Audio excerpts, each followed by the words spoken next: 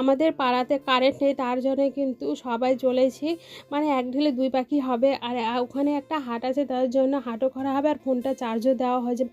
ওই যেদিকে মা তোমরা দেখতেই পাচ্ছ চলে গেছে আগে আগে, মানে তাড়াতাড়ি করে যাচ্ছে, সন্ধ্যা হয়ে যাচ্ছে, তার জন্য কিন্তু আবার বাজারও করতে হবে।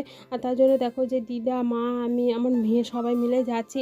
আর এদিকে দেখো আমাদের কিন্তু এদিকে প্রত্যেকদিন বৃষ্টি হওয়ার কারণে বন্যা চলে এসেছে আর পুরো জমিটা ডুবে গেছে দেখো। আর ওই যে গাছ তোমরা দেখতে পাচ্ছ ওটা কিন্তু খাড়িটা ডুবে যাওয়ার কারণে কিন্তু বন্যাটা বেশি, জল তো যেতে পারছে না। প্রত্যেকদিন বৃষ্টি হলে কি করে জল যেতে পারবে। আর দেখো আমরা কিন্তু বেরিয়ে পড়েছি। আর ওদিকে একটা কারণেই যাচ্ছে, আমার ফোনটাও চার্জ দেওয়া হবে।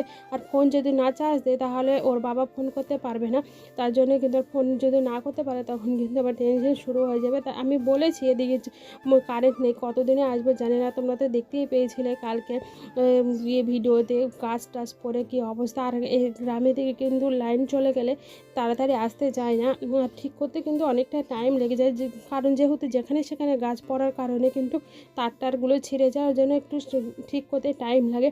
আর দেখো রাস্তাটা কি সুন্দর লাগছে, এগুলো শুধু গ্রামে আসলেই শুধু এই ভিউটা পাওয়া যায়, শহরে থাকলে তো এইসব তুমি দেখতেই পাবে না। জেঠিমাদের বাড়িতে চলে এসছে, আর জেঠিমার বাড়িতে ফোনটা চার্জে দিলাম, তারপরে মা বলছে দেখ এখানে কি বড় একটা লঙ্কার গাছ। তারপর তাড়াতাড়ি করে ফোনটা চার্জ থেকে খুলে এসে তোমাদেরকে দেখাচ্ছি, লঙ্কার গাছটা এত বড় আমি কোনোদিনও এর আগে দেখিনি, তার জন্য একটু তোমাদেরকে দেখাচ্ছে। আর দেখো এই লঙ্কাগুলো বলছে খুব ঝাড় আর প্রচুর লঙ্কা হয়, এই লঙ্কা দিয়েই নাকি ওদের সব রান্নাবাড়ি হয়ে যায়, ওদের লঙ্কা কিনতেই হয় না। আর লঙ্কাগুলো দেখতেও কিন্তু খুব সুন্দর সাদা।